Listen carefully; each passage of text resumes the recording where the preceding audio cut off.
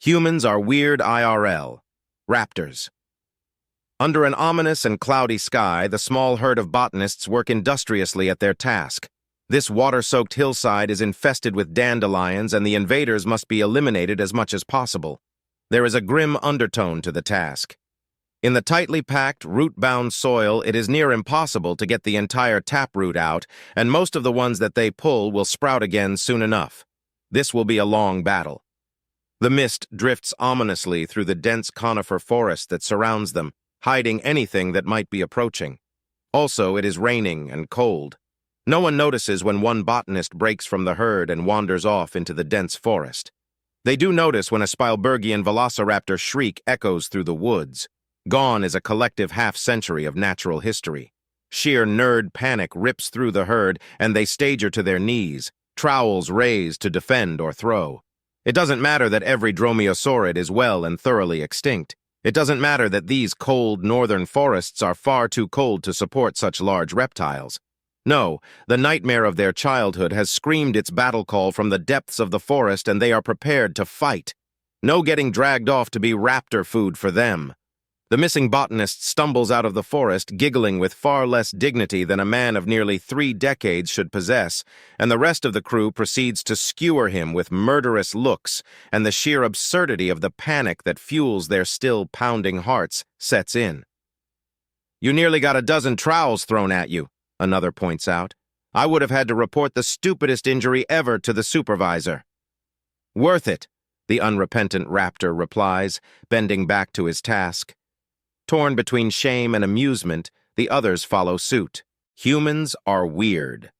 Disgust. "Are you sure you are okay with this twist under?" Mac asked as he hefted his pulse rifle over his shoulder. His companion crawled out from under the stack of backpacks that had fallen around him and twisted his front appendages up in a rough approximation of a thumbs up.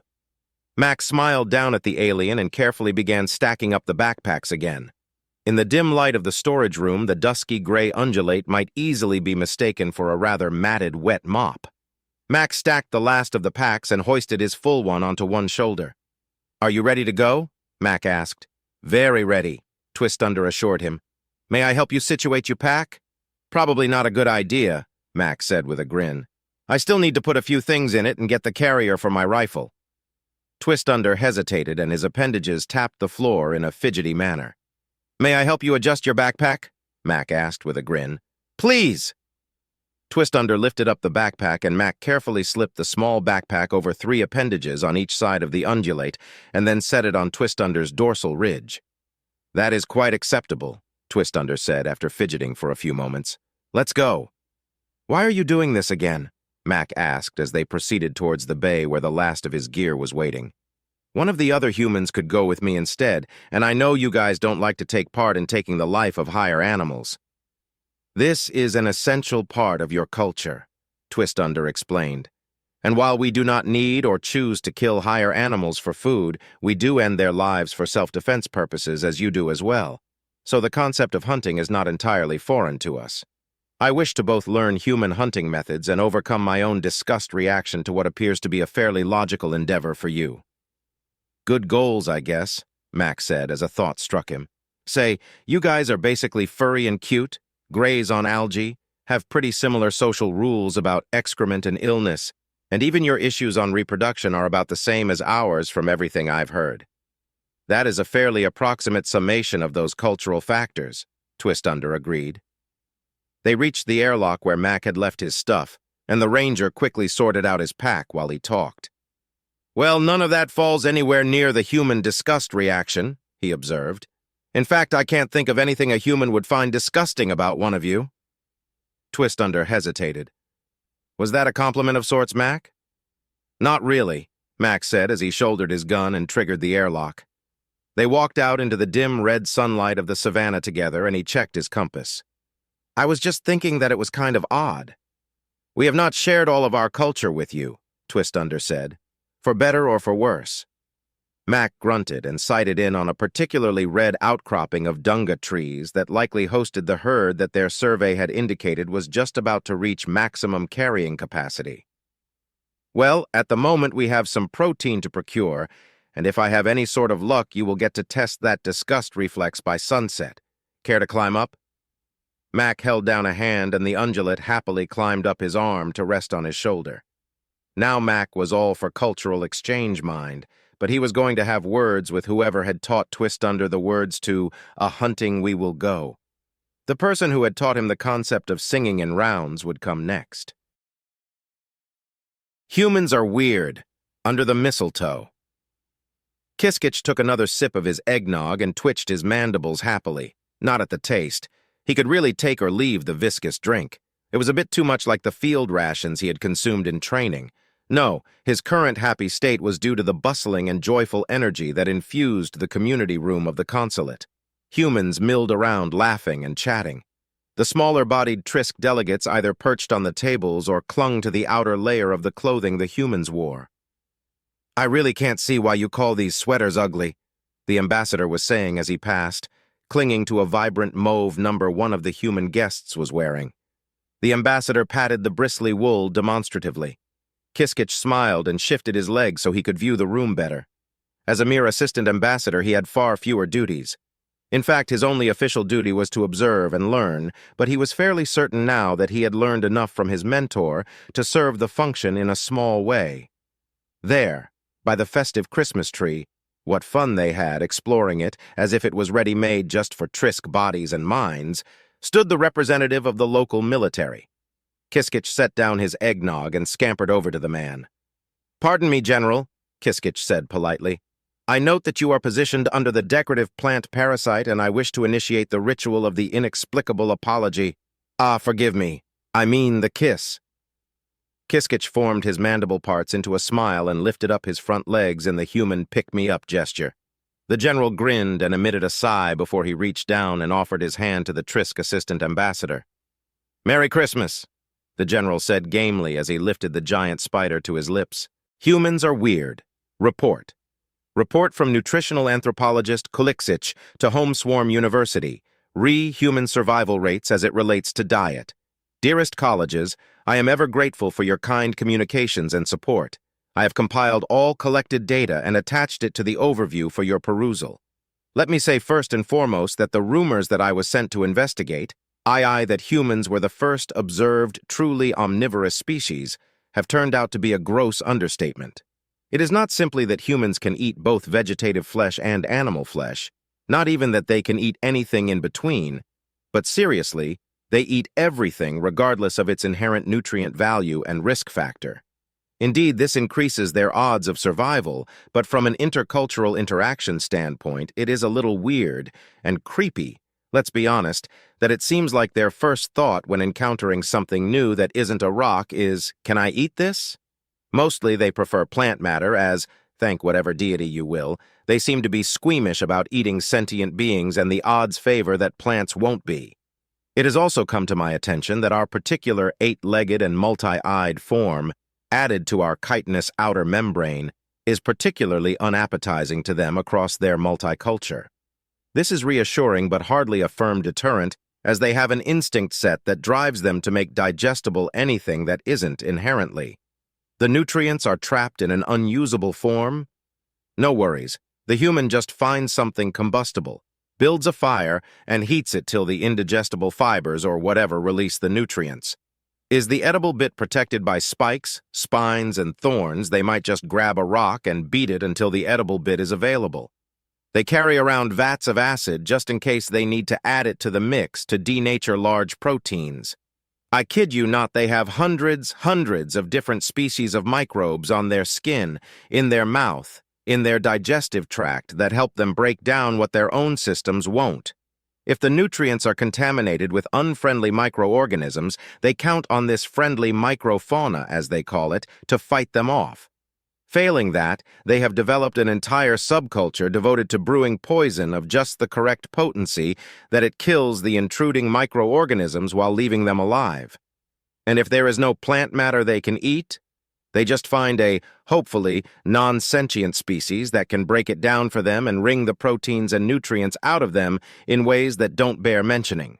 See Appendix Eggs, Milk, and Meat. It has been reported, if you can believe it, and with humans, why not, that on their own planet. In an ocean that is full of fish that they can eat with no processing at all, there is one species that is particularly poisonous to humans. Instead of avoiding it and eating the swarming fish species that are so benign that they can be eaten without even the basic heating, humans pay to have a specialist in food preparation known as a chef go through a complicated ritual to remove the deadly toxin. They will do this even when the non-toxic fish flesh is readily and far more cheaply available. Then, even when they have enough nutrients, they will masticate whatever inorganic substance is at hand in some odd, seemingly unconscious ritual. The humans I encountered seem to have a preference for writing utensils for this purpose. I hope the information I have gathered will prove useful. Humans are weird ideas. "Paper!" Accountant Lee yelled. The shout sent an immediate gust of panic through the flight of soldiers surrounding her, and they shot into the air. Dozens of dark red wings flapped frantically as they abandoned the comforting bio-warmth she radiated to warily circle their human ally. This flight had never had to learn to respect human instincts in what the giant bipeds called the hard way, but they knew the legends. If Lee suddenly leapt out of the couch she had been reclining in and held out her hands in supplication, screaming for paper, they got her what she wanted. "What kind of paper do you need?" the flight head asked, fluttering up to her face. When Lee froze and stared at him blankly, he cursed and remembered to lower his voice into human hearing ranges. "What kind of paper do you need?" He tried again, tilting his head to the side to catch the slow words of the reply. "Something," Lee muttered, seeming to dismiss the worried flight and turning to dig through the couch. "Anything I can write on, and a pen or something to write with." The flight head immediately ordered the second wing to fetch the notepad Lee had left in the kitchen. They swept off, and by the time Lee had found a writing utensil tucked in the cushions of the couch, why on the wind would she store it there? They had returned with it clutched between their gripping claws. The frantic chirping of the wing caught Lee's attention, and she held out her hand to receive the notebook. She peeled her lips back and showed all of her blunt, herbivorous teeth in what the xenopsychologists kept assuring them was a sign of pleasure. "Oh, there it is! Thanks, guys!" The flight members began talking back and forth, trying to figure out what danger the human needed the notebook to counter. She seemed ignorant of their distress and dropped back to the couch to start writing. The flight head silenced them and cripped a request to land on Lee's shoulder. She waved her assent absently, and he landed carefully on the broad surface. "What exactly did you need the notebook for?" he asked. "Oh, I had a great idea, and I needed to write it down before I forgot it," Lee muttered, without looking up from the writing surface. "What would be the consequence of you forgetting this great idea?" he pressed. Lee glanced up at him blankly for a moment. "I wouldn't be able to write it down," she answered him. "So there is no immediate physical danger?" he asked. Lee snorted and shook her head in a negative gesture. "Nah, I just needed to get this idea down," she said as she continued to write furiously. An audible sigh of relief blew through the wing, and they settled down back in the warmth aura of the human. The winghead gritted his teeth and began to mentally prepare the report on this incident. He really couldn't wait for the next winghead to rotate in. Humans were disturbing. Humans are weird insecticide. "So, to my understanding," Mother of Half said carefully, the human language falling from her mandibles with difficulty, "you are going to kill the chitinous life forms that are eating our tree crops with music? Well, it is more like sounds harmonized exactly to the frequencies that will drive them out of the host trees, and it won't directly kill them, but that is the general idea and result," Ranger Mac assured her. Mother of Half stared at him intently with her forward-facing, predatory eyes, and her neck frill rose and fell in concentration while her antenna twitched. "Oh," Mac said, pausing and tuning the device in question. "On another note, are you going to be coming to the sing-along at the community center tomorrow?" She paused and ran her fingers over the chitinous membrane that covered her arm. "I'll think about it, friend human," she said. "I'll think about it." Humans are weird. Pepper. "Who the flying flip keeps hiding the pepper?" Mac Dodge snarled out as he slammed the salt shaker onto the counter by the heating surface. "Flying flip?" another human asked with a grin from where he sat eating a bowl of oatmeal at the table.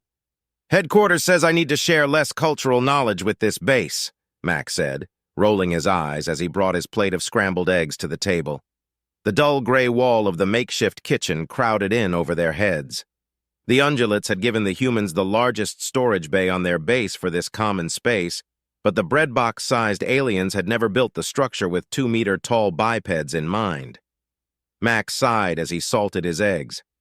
"Seriously, Bob," he said, "this is the third day running that the pepper has been missing. Eat oatmeal instead," Bob suggested with a grin.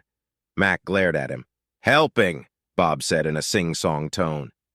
"Yesterday I found it in Storage Bay 6, Mac continued as Bob returned to his oatmeal. "The day before that I found it with the lost and found box at the security desk." "Well, I never touched the stuff," Bob pointed out. "Can't blame me."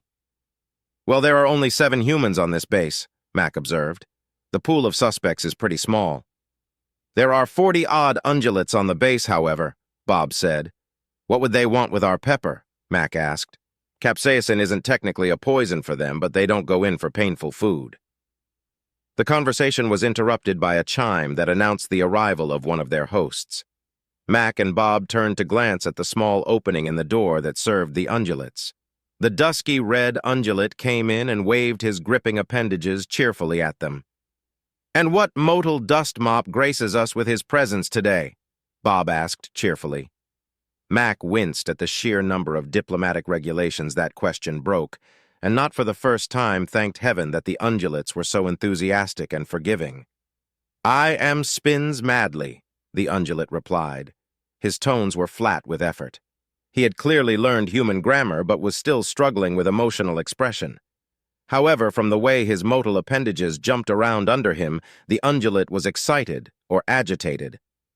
"I am the quartermaster for the station and—" The ungulate hesitated, and the humans gave him time to work out his words. "I believe the proper translation is station safety officer." "Well, hello then, Spins Madly," Bob said, giving a wave. "How can we help you?"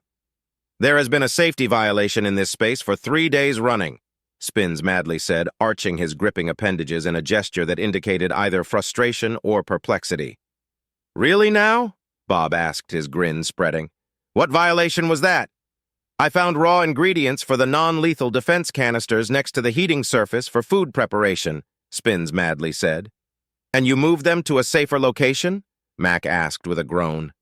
Spins Madly stilled thoughtfully and then quickly scrambled to align himself towards the object of his attention, clearly remembering that humans were an aiming species. Bob burst out laughing.